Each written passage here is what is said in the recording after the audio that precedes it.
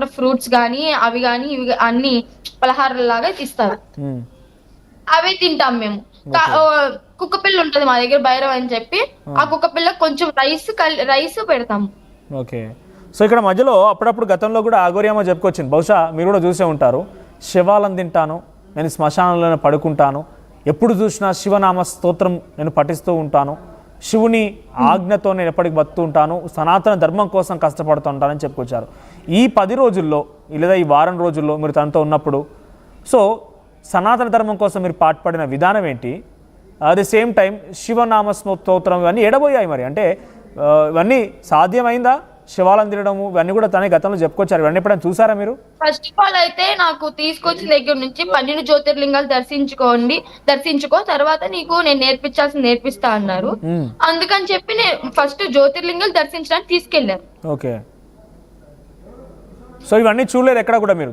దాని శివాలు తినక కానీ లేకపోతే ఎందుకు అడుగుతున్నా అంటే అసలు అఘోరియే లేదు, అఘోరియేనే ఫేక్ అనేది కొన్ని ప్రజల్లో ఒక వర్షన్గా ఉంది. సో దానికి ఒక సమాధానం మీరు ఉంటేనే కరెక్ట్గా ఉంటుంది. శవాన్ని తింటారండి. మీరు చూసారా? ఫేక్ అంటే చూసాను. ఫేక్ అంటే కొంతమంది నమ్ముతారు, నమ్ముకోన్నాళ్ళు మాంసనేత్రం మనోనేత్రం అని 2 ఉంటాయి. ఈ రెండిట్లో మాంసనేత్రం వాళ్ళకి ఎలా అనిపిస్తే అలా చూస్తారు, మనోనేత్రం వాళ్ళకి ఎలా అనిపిస్తే అలా చూస్తారు. అంతేగాని అందరూ ఒకేలా చూడరు కదా, వాళ్ళకున్న మనసుని బట్టి వాళ్ళకున్న భక్తిని బట్టి చూస్తారు. ఓకే. సో శివాని తిన్నారు, ఎక్కడ తిన్నారు మీరు చూసారా? చూసాను. ఎక్కడ? సోమనాథ్ దగ్గర. మీరు అక్కడే ఉన్నారా? ఇంత ముక్క తింటారు. ఓకే. సో రోజు 14 ఏళ్ళ కఠోరమైనటువంటి దీక్ష తీసుకుంటే కానీ అఘోరి కాలేరు అని చెప్పిన నేపథ్యంలో సో రోజు ఎటువంటి పూజలు చేస్తారు? తను సాధన రోజు ఉంటుంది కదా ఏదో రకంగా. టెంపుల్ దగ్గర ఉన్నప్పుడు 1 or 2 hours సాధన చేసుకుంటారమ్మా. నేను కారులోనే ఉంటాను. ఎప్పుడు శివయ్య పాటలు కారులో వినిపిస్తూనే ఉంటాయి. అమ్మకి లోపల భైరవి అమ్మ అంటే కాళికా అమ్మవారు కాలభైరవి విగ్రహాలకి రోజు బ్లడ్ తో అభిషేకం చేస్తారు. దేంతో? బ్లడ్ తో. అమ్మ హ్యాండ్ కట్ చేసుకుని బ్లడ్ తో అభిషేకం చేస్తారు. కారులో ఉంటుందా ఆ 2 విగ్రహాలు? అవునండి. రోజు కాళికా అమ్మవారు కాలభైరవుడు విగ్రహం. తన చెయ్యి కట్ చేసుకొని ఆ బ్లడ్ తో పూజ చేస్తారా? అవును, బ్లడ్ ఇస్తారు రోజు అభిషేకం బ్లడ్ తో చేస్తారు. ఏందది రోజు బ్లడ్ ఇవ్వడం ఏంటి? నాకు అర్థం కాలేదు. అమ్మవారికి బ్లడ్ అండి 3 drops వేసి ప్రతిరోజు. అవునండి, ప్రతిరోజు కట్ చేసుకొని బ్లడ్ 3 drops వేసి వారికి పూజ చేస్తారు. ఓకే. ఇంకా ఎటువంటి పూజలు చూసారు ఇంకా మీరు? నేనైతే ఇంతే చూసానండి. నాకైతే ఈ జ్యోతిర్లింగాల దర్శనం అయిపోయిన తర్వాత నార్మల్ కఠినంగా నేర్పిస్తా అన్నారు. సో జ్యోతిర్లింగ దర్శనాలు వెళ్ళారు కదా, తను వెళ్ళిన ప్రతి చోటల్లా కొంత సామాన్యమైన జనంలో అయితే ఈ అఘోరి చాలా బాగుంది. భక్తుల రెస్పాన్స్ సామాన్యమైన జనాల్లో అయితే చాలా మంచిగా రిసీవ్ చేసుకున్నారు. మన సౌత్ సైడ్ లాగా అస్సలు లేదు. ఓకే. ఎలా ఉంది నార్త్ లో?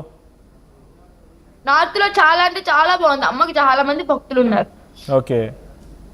సో ఏమనిపించింది? మంచిగా అనిపించిందండి. ఏమనిపిస్తుంది అంటే తనతో పాటు అలా వెళ్ళడం భక్తులు నార్త్ సైడ్ లో బాగా ఉన్నారని చెప్తున్నారు. చూసుకుంటే ఇక్కడ నిజంగా చాలా బెటర్ అనిపించింది. ఓకే. రెగ్యులర్ గా బేసిక్ గా నార్మల్ లైఫ్ లో అయితే మీరు ఉదయాన్నే లేచి మీ కాలేజ్కి వెళ్ళడం లేదంటే పేరెంట్స్ తో మాట్లాడడం. ఎందుకు నవ్వు వస్తుంది మీకు?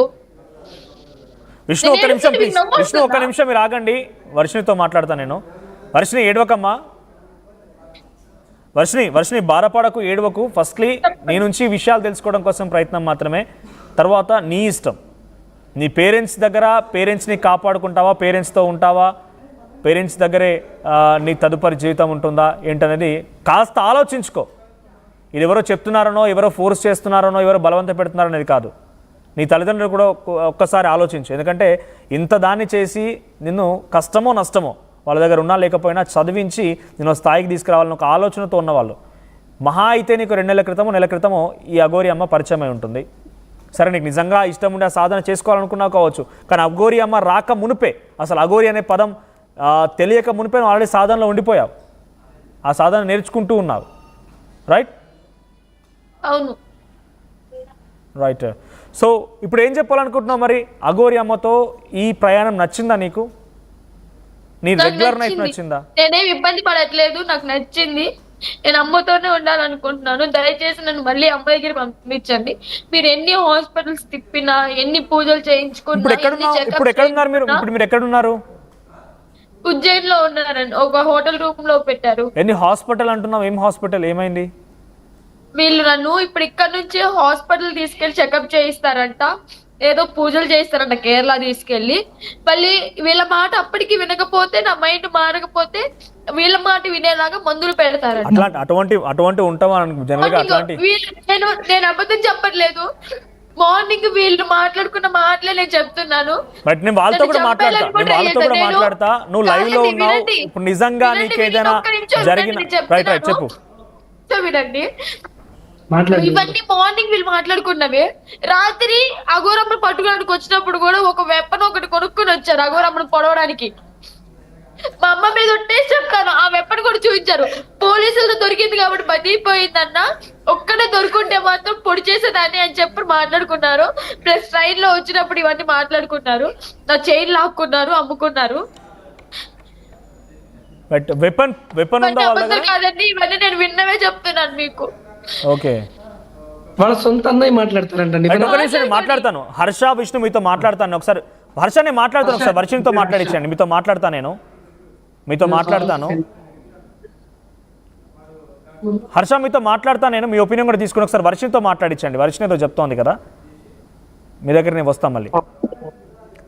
అమ్మ వర్షిని, సో హాస్పిటల్స్ ఏంటి, హాస్పిటల్స్ అంటున్నారు, ఎక్కడ హాస్పిటల్లో ఉన్నావు? అసలు ఒక విషయం ఇక్కడ చెప్పండి, అసలు నువ్వు ఉజ్జాయిన్లో ఉన్నావు అని చెప్పి మీ పేరెంట్స్కి ఎలా తెలిసింది? సారీ, మీరు ఉజ్జాయిన్లో ఉన్నారని చెప్పి అక్కడ మీ పేరెంట్స్కి ఎలా తెలిసింది? అంటే మీ అన్న విష్ణుకి, హర్షకి ఎలా తెలిసింది? ఉజ్జయిన్ కాదండి, వీళ్ళు పట్టుకుంది గుజరాత్ లో. అమ్మ ఫోన్ లొకేషన్ బట్టి, నెంబర్ బట్టి లొకేషన్ తీసుకొని వచ్చారు వీళ్ళు. ప్లస్ ఎవరికి డబ్బులు ఇచ్చి లొకేషన్ తీయించుకున్నారు. ఎవరో లాయర్కి 1,00,000 రూపాయలు ఇచ్చారని చెప్పని మాట్లాడుకున్నారు కదా. వాడు పెద్ద లాయరు, 1,00,000 రూపాయలు ఇవ్వదు బెదిరిస్తున్నాడు, 1,00,000 రూపాయలు వదిలించుకున్నాను నీ వల్ల అని చెప్పని అనుకున్నారు కదా. మాట్లాడుకున్నదే కదా నేను అంటుంది. రైట్. వర్షిని ఇక్కడ మీ పేరెంట్స్ ఏం చెప్తున్నారంటే, అఘోరి అమ్మ నిన్ను వశపరుచుకుంది, నిన్ను వాడుకుంది అని చెప్తున్నారు. నన్ను వశపరుచుకోలేదు, నన్ను వాడుకోలేదండి. నేను నా ఇష్టంతోనే వెళ్ళానండి. ఇప్పటికీ చెప్తాను, నేను మెంటల్లీ బాగానే ఉన్నాను. నన్ను ఎందుకు నమ్మట్లేదు? వీళ్ళని నమ్మలేదు, నా ఫ్యామిలీని నమ్ముతున్న వాళ్ళు నన్ను ఎందుకు నమ్మట్లేదు? కాదు వర్షిని, నిన్ను 9 మాసాలు మోసి కని పెంచి ఇంతటి దాని చేసినటువంటి తల్లిదండ్రులు కాదని అఘోరి దగ్గర నీకు ఏం నచ్చింది? దాన్ని చేశారు కాబట్టి వాళ్ళని నమ్ముతున్నారు, నేను నన్ను నమ్మట్లేదు. లేదు, నీకేం నచ్చింది అంటే, జనరల్ గా అఘోరి అంటేనే చాలా కఠోరమైన దీక్షలో ఉంటారు. తన ఒక జీవితాన్ని అనుభవిస్తోంది, అన్ని రకాల సిద్ధపడే తను వెళ్ళింది. తనకు తల్లిదండ్రులు వద్దనుకొని చాలా ఏళ్ళు అయిపోయింది, తల్లిదండ్రులు వదిలేశారు. కానీ మీ తల్లిదండ్రులు వదిలేయలేదు మిమ్మల్ని, మీరు కావాలనుకుంటున్నారు. నాకు అమ్మతో ఉండడం ఇష్టం, అందుకే వెళ్తున్నా. అదే అంటున్నా, ఏం నచ్చింది మీకు? తనతో మీతో ఎలా ఉండేది? మీకు ఏం నచ్చారు? అమ్మ నచ్చారు, అమ్మ పోరాటం చేసి ఆ పోరాటం నచ్చింది, అందుకే వెళ్ళిపోతున్నాను. తను ఏం పోరాటం చెప్పలేను. తను చేస్తున్న పోరాటం ఏంటి? దర్గాల గురించి, దర్గాల మీద ఏదన్నా గొడవలు అవుతుంటే పోరాటం చేస్తున్నారు కదా. బట్ ఇక్కడ ఇంకొకటి కూడా, అఘోరి మిమ్మల్ని శారీరకంగా కూడా వాడుకుంది అనేది ఒక చర్చ. అనుకోండి, ఎవరో అనుకోవడం కాదు, మీ పేరెంట్స్ గతంలో మీ బ్రదర్స్ కూడా చాలా సార్లు ఈ ఆరోపణలు చేశారు కూడా. అంటే మా పేరెంట్స్ చూసినప్పుడు ఏం చేశారంటే, ఇంట్లో పెట్టుకున్నప్పుడు ఏం చేశారు, అలా కాదు కడుతున్నప్పుడు ఏం చేశారు. నిజమే, విన్నారు కదా, నిజమే, నిజం. రైట్. విష్ణు ఏంటి ఏమంటున్నారు సార్? ఇప్పుడు వరకు చెప్పిన అన్ని విషయాల్లో సార్ ఒకటే చెప్తాను. ఇప్పుడు లేదు, ఒక నిమిషం. గతంలో ఈ ఆరోపణ నిజమా కాదా? నేను వర్షినితోనే మాట్లాడతాను. చూడండి ఈ బట్టలు చూడండి. నిన్న మార్నింగ్ స్నానం చేసి ఫోన్ పక్కన కొడుతుంది. వర్షినితో మాట్లాడతాను, వర్షినికి ఇవ్వండి.